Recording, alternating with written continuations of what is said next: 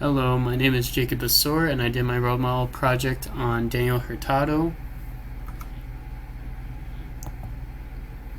Early life and background: he loves his home country Chile. He said that what inspires me most as a scientist is the pleasure of creating knowledge with impact on my home country Chile. He's a family man. He got his master's in science and PhD in mechanical engineering in California at the California Institute of Technology. He works as a professor and researcher at PUC, and he researches biomechanics and quantitative physiology.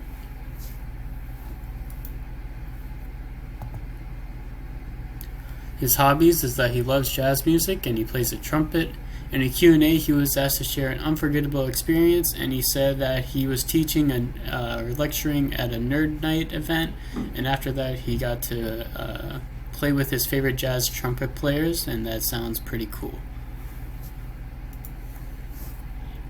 The reason why I like him so much is that he deals with the quantitative side of research. He goes into qualitative, but he likes the quantitative side more. And he also helps out athletes with his invention, which was the respiratory monitor. We will go more in depth about that later. And I really like that because I play volleyball, and I guess it's cool to see like your just your respiratory system and what's going on there. And he also started out in mechanical engineering, but drifted towards more of a biological side and kind of created something he himself specializes in.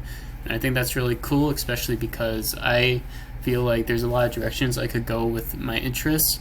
I'm not really fixed to one side, and it kind of reassures me that even though I'm not fixed to something, I can still kind of figure out my own what I want to do.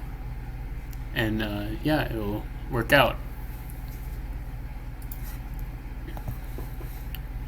Fields of science and research questions. He's in biomechanics and quantitative physiology, and his research question as of now is how can we quantitatively understand the respiratory system?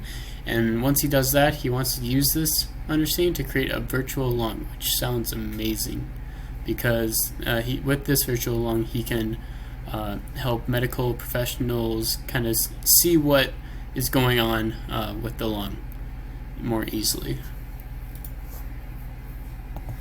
As for recent work, he did a research topic of determining the respiratory compensation point, or RCP.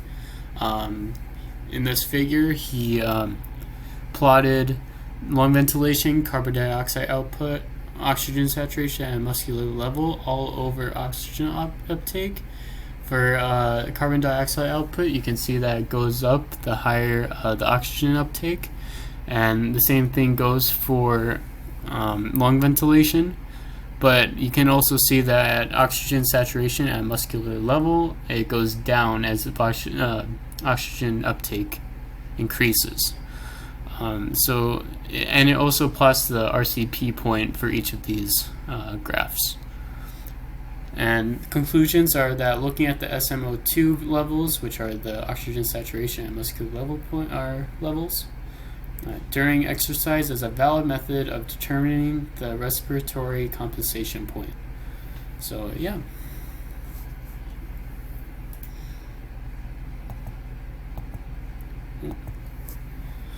He has uncovered a mathematical model of the heart, which is really good for understanding what's going on, and also can help with respiratory sensor, because that's exactly what he did. From that understanding, he made Dolly, which is a respiratory sensor that goes above your upper lip and below your nose, kind of in that little bridge area. I don't really know how to describe it, but it can measure the anaerobic capacity, and it can also just let you know if, hey, your respiratory sensor is saying that, oh, something's wrong, or if something's good, and it helps out athletes just to know where they're at in their athletic journey.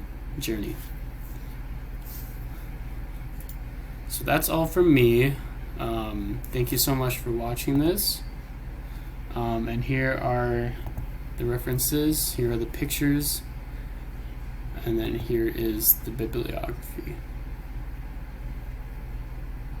Thank you.